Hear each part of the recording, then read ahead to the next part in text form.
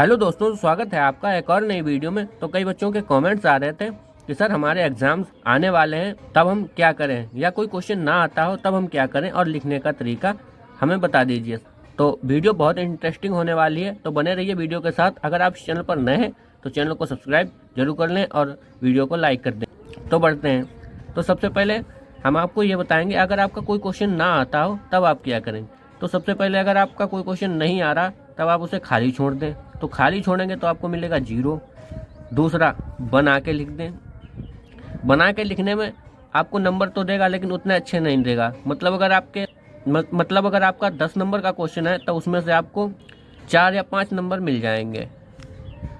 फिर तीसरा तरीका क्या है, आप रिलेटेड लिखें। अगर आप रिलेटेड लिखते हैं तो 10 में से 7 या 8 नंबर आपको मिल जाएंगे बहुत आराम से। सर हम रिलेटेड कैसे लिखें, हमें तो कुछ आता ही नहीं। तब हम क्या करें, अरे रिलेटेड मतलब कोई क्वेश्चन ले लो, जैसे आ गया जनसंख्या वृद्धि।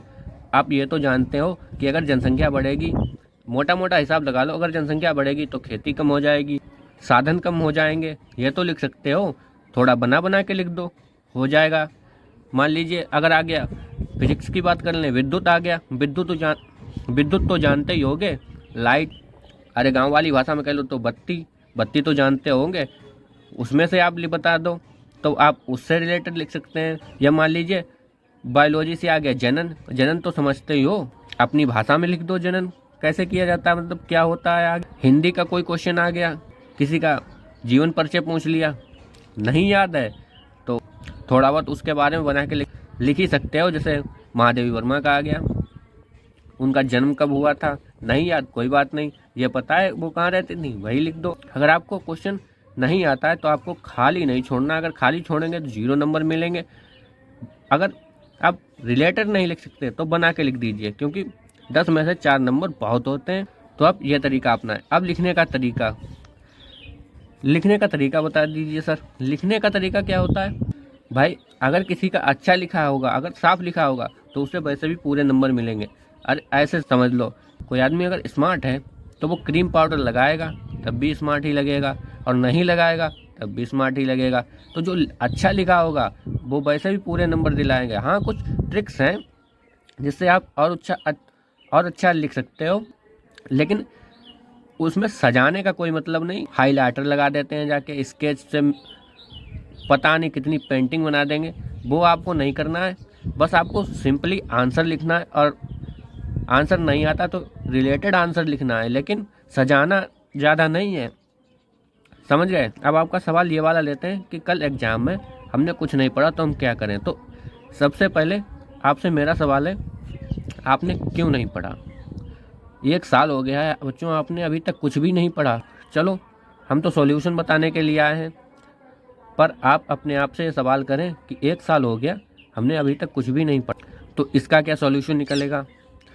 तो यहाँ 2 प्रकार के बच्चे होंगे। एक वो जो 2 दिन से रो रहे होंगे कि हमने कुछ नहीं पढ़ा। आपका एक दिन खराब हो गया रोने में ही। और दूसरा वो जिनके पास 2 दिन होंगे, लेकिन वो कह रहे होंगे कि हमारे पास अभी 2 दिन है, 2 दिन में हम जितना पढ़ सकते हैं उतना पढ़ेंगे। तब आपको वही वाला तरीका अपनाना है कि जितना पढ़ सकते हो उतना पढ़ो, क्वेश्चन ना आए रिलेटेड लिख लो। अगर आपके पास 2-4 दिन है, अरे हम समझ रहे हैं आपके पास 12 घंटे हैं, आप एक दिन पहले वीडियो देख रहे हो, 12 घंटे बहुत होते हैं। अगर आप इंसान अपने आप में ठान ले तो 12 घंटे बहुत होते हैं।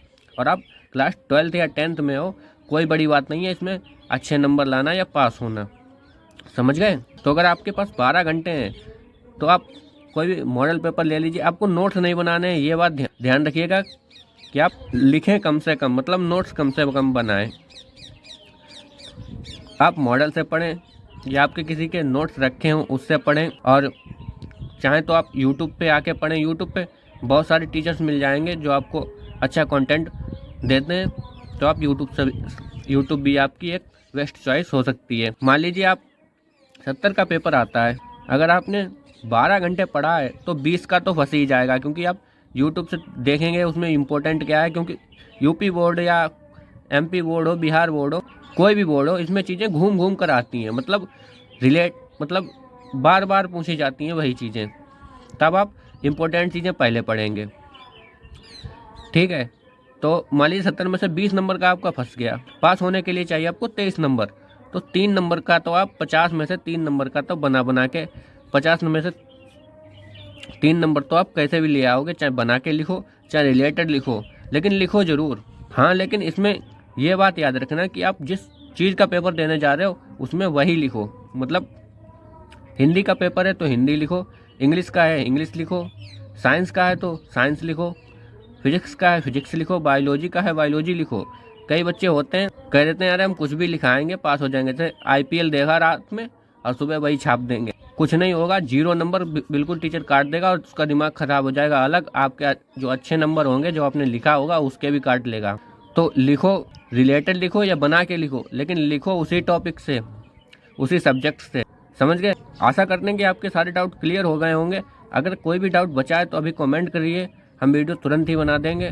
बाकी वीडियो पसंद आए हो तो चैनल को सब्सक्राइब और वीडियो को लाइक ज़रूर कर दें। धन्यवाद।